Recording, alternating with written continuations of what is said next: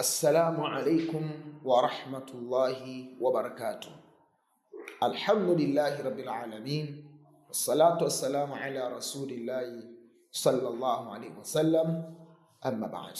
Baada ya kumshukuru Allah tabaraka wa taala na kumtakia rehma na amani mtume wetu Muhammad sallallahu alaihi wasallam, naam, katika mwendelezo wa darasa yetu kama tulivyoanza na kama huwa siku zote tunasema, channel yetu ya Kamil Hijama Clinic Center ni uwanja wa kutoa elimu kuhusiana na tiba.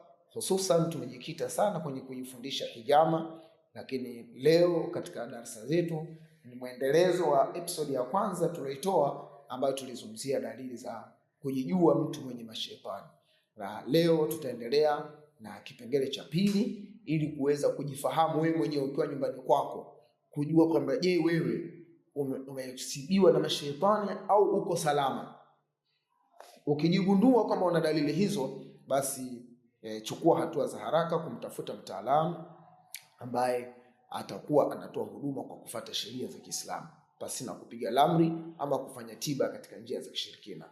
Lakini Kamil Hijama Clinic Center inaweza kuwa ni chaguo lako sahihi na kuweza kupata huduma hiyo kwa uhakika na kwa usalama wa kiafya, lakini kwa usalama wa kiimani.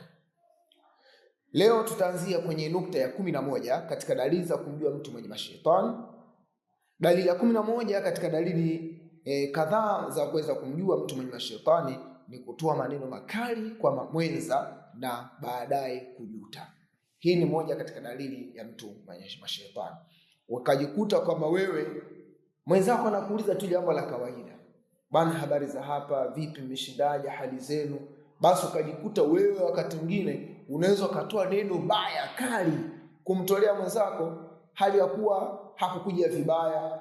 Basi baada ya muda sasa unaanza kujuta, kwa nini nimemwambia hivi mume wangu, au kwa nini nimemwambia hivi mke wangu, au kwa nini fulani nimemfanyia hivi?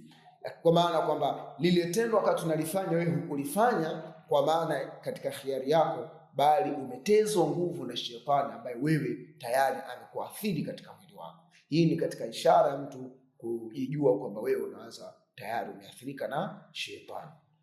Kutoa maneno makali kwa mwenza na punde baadaye kujuta.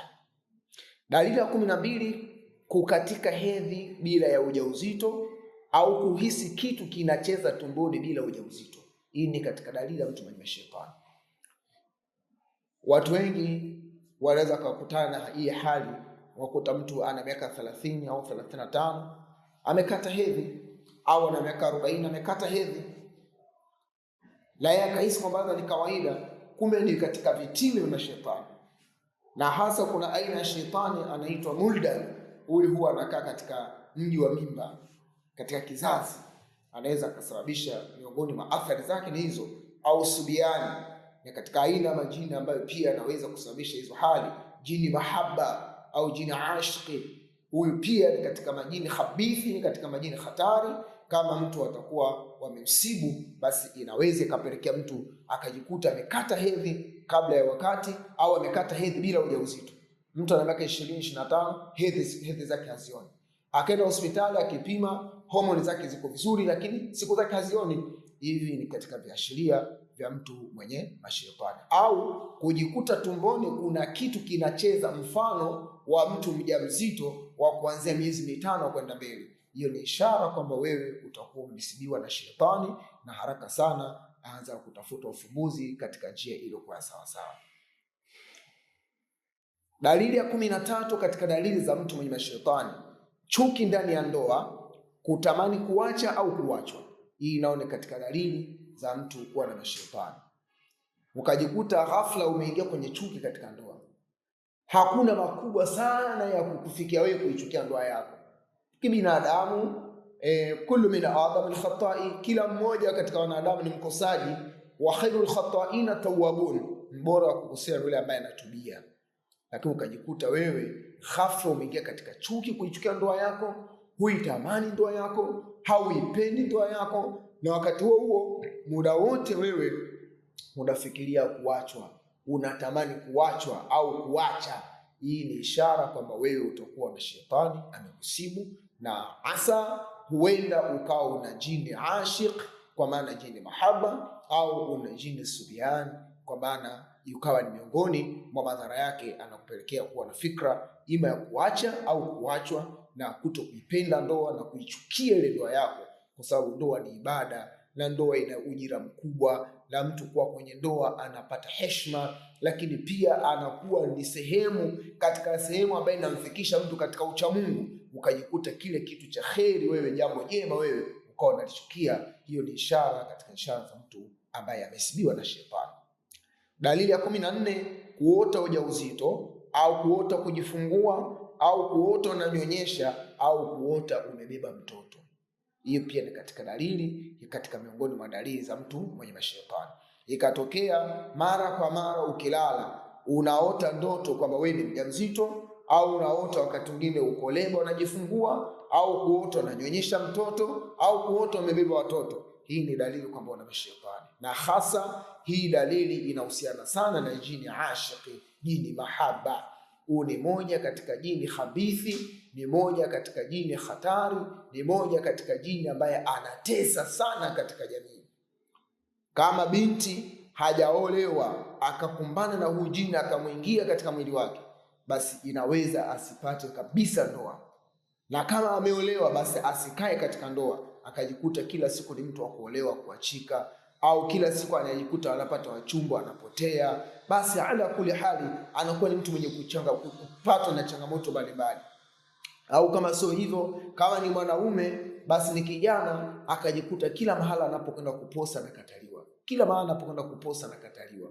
Basi vitu vya namna hivi vinajitokeza mara kwa mara. Ukimtazama labda kwa tabia, anaweza kama mtu mwenye tabia tu nzuri, mashallah, anajitahidi katika dini, lakini kila anapotaka kuoa anakataliwa uchumba na kujikuta anaishi katika maisha ya upweke. Hii ni katika ishara kwamba mtu huyo atakuwa na dalili za kuwa na mashetani. Kwa kuota ujauzito kwa mwanamke, au kuota kujifungua, au kuota kunyonyesha, au kuota mtu amebeba watoto, kwa maana hii itakuwa ni ishara katika ishara za mashetani. Dalili ya 15, tumbo kujaa kama ujauzito. Kwa upande wa kina mama, tumbo kujaa kama ujauzito, hii hasa huwa inahusishwa na jini subiani. Mtu mwenye jini subiani, moja katika tabia ambayo huwa anaisababisha jini huyu ni mtu kujikuta tumbo lake baadhi ya nyakati linakuwa kubwa, yani kama vile mtu ambaye ni mjamzito. Si ajabu hata mtaani anaanza kusema mama fulani hata kwa ni mjamzito, unaweza kana tumbo baadaye ile tumbo linapotea. Kwa hiyo hii ni katika ishara ya mtu mwenye mashetani, kujikuta tumbo lako limejaa, limekuwa kubwa kama vile mjamzito, hali ya kuwa ukienda kwenye vipimo vya maabara ukipima hakuna ujauzito wote ambao wewe unao. Wewe ujue tayari umesibiwa na shetani, na hususan huyu subiani anakuwa amekusibu, na ni muhimu sana ukaanza kutafuta hatua za kuweza kupambana naye. Dalili ya 16 katika dalili za mtu kujijua kwamba una mashetani ni kuto kupata ujauzito bila sababu za kitabibu. Yaani ukajikuta kwamba wewe haupati ujauzito, haubebi ujauzito, lakini ukienda katika maabara au ukaenda kwenye vipimo vya kibiolojia, ukipima huonekani kama una tatizo. Ovari zako ziko vizuri, ukiangalia mji wa mimba uko vizuri, mayai yako yako sawa, homoni zako zote ziko vizuri kabisa, hazina shida, huna uvimbe katika kizazi, lakini umebebi ujauzito. Maana yake hakuna sababu zozote za kitabibu zinazokupelekea wewe kushika ujauzito kushindikana, bali hii inaweza kuwa ni dalili wa miongoni mwa dalili za mtu mwenye mashetani. Na hii inawezekana pia ukawa unasibiwa ima na huyu jini ashik, au ukawa unaathiriwa na huyu jini mahaba, au ukawa unaathiriwa na jini subiani. Lakini pia katika dalili ya 17, ili kujijua kama wewe unaweza kuwa na mashetani, ni kuharibika mimba baada ya kuota au baada ya tendo la ndoa na mtu anayehisiwa, anayetisha. Kwa maana upo ndani ya usingizi, umelala ukaota kwamba wewe ni mjamzito, na ukaota uko ndani ya usingizi ukaota kwamba wewe unafanya tendo la ndoa, uko ndani ya usingizi, basi ujue wewe utakuwa una viashiria vya kuwa na mashetani.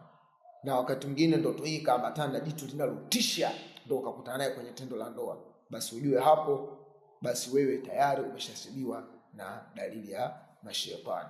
Kwa ukiona hali hiyo inakutokea, haraka sana chukua hatua za kuweza kujinasua kutoka katika hiyo hali.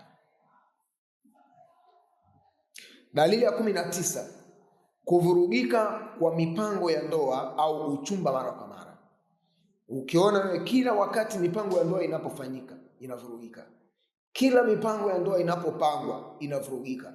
Tushaye kusikia watu wamepata na mitihani wallahi, mpaka siku ile ya ndoa yenyewe, kwamba tayari ndoa ishapangwa, watu washapika vyakula, muoaji hakuja, si mara moja si mara mbili.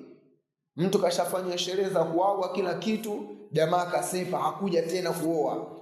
Sasa hii inaweza kuwa ni dalili miongoni mwa dalili za mtu kusibwa na shetani, hasa jini mahaba anaweza akawa amekusibu. Kwa kujikuta wewe katika maisha yako mara kwa mara mipango ya ndoa inavurugika, basi unaweza ukawa na viashiria vya kuwa na mashetani. Dalili ya 20, kuwa na hamu kubwa ya tendo la ndoa ukiwa peke yako, lakini hamu hupotea ukiwa na mwenzi. Ukiwa na mwenzi kwa mwanaume huweza kusababisha kuishiwa nguvu. Yaani wewe ukiwa peke yako unapata hamu sana ya tendo la ndoa, unamtamani mke wako au unamtamani mume wako, lakini mkishakutana tu pale kwamba tayari mume karudi au mke uko naye, basi unajikuta ile hamu inatoweka. Na sio tu kutoweka, kwa upande wa wanaume akajikuta hataki ingia kwenye kushiriki ile tendo la ndoa, anaishiwa na nguvu kati ya tendo la ndoa, anashindwa kumaliza ile haja yake. Hii ni katika viashiria kwamba wewe una shetani, na sio tu shetani, ndani yake huwa inaambatana na sihiri, kwa maana sumu za uchawi kama sihiri udhibti, uchawi ambao unaweza kumpelekea mtu kushindwa kufanya tendo la ndoa, na hatimaye ukajikuta wewe unahangaika na unapata tabu katika kuenzi na kuihudumisha ndoa yako.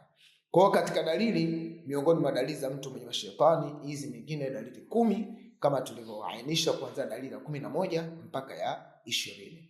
Kwa ukijiona wewe umehusika katika moja ya dalili hizi, ima 3 kati ya hizi 10 au hizi 20 zote tushazitaja mpaka sasa, au 4 miongoni mwa hizi, hata kama zisiwe zote, lakini ukapata chache miongoni mwa hizi, basi ujue tayari wewe utakuwa umesibiwa na mashetani. Ni muhimu sana kutafuta ufumbuzi.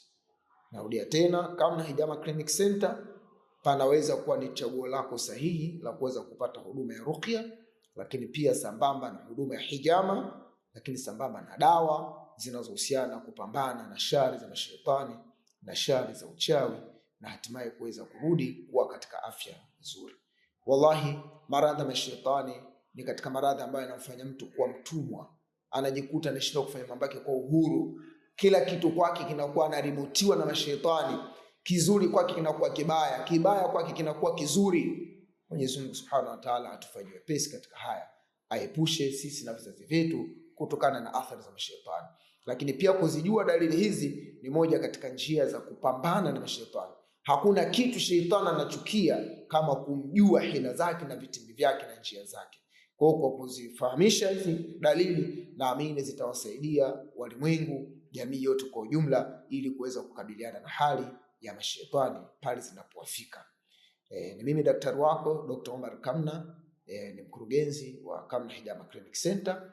Tunawakaribisha sana katika kliniki yetu kwa ajili ya kupata matibabu, lakini pia tunawakaribisha kwa ajili ya wale ambao wanataka kujifunza tiba, hususan ikiwemo tiba ya hijama, lakini pia tiba ya dawa. Pia tunatoa mafunzo hayo hapa kwenye kliniki yetu ya Kamna Hijama Clinic Center. Kwa mawasiliano unapatikana kwa namba 0764 70 64 48, 0764 70 64 48. Hii ni namba ya daktari, lakini pia unaweza kupiga 0758 51 91 16.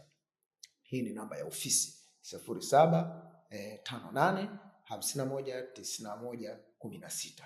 Kwa kuwafahamisha tu, tuna tawi letu liko Mafia pale Kilindoni, maeneo ya mtaa njia ya Mimblani. Kwa hiyo tuna tawi letu liko pale linatoa huduma, lakini pia tuna tawi lingine linapatikana mkoa wa Kagera kwa Bukoba mjini, wilaya Bukoba mjini, kata ya Kashai, karibu na msikiti wa Markaz. Pia kule nako kunapatikana tawi letu, lakini pia Masasi nako pia kunapatikana tawi letu pale Masasi mjini. Kwa yeyote ambaye atataka huduma kwa hapa Dar es Salaam, tunapatikana Chanika, wilaya ya Ilala, Chanika Buyuni, kituo cha kushuka ni kwa Singa. Karibuni sana. Kwa haya machache sina la ziada, wabillahi tawfiq. Wassalamu alaikum wa rahmatullahi wa barakatuh.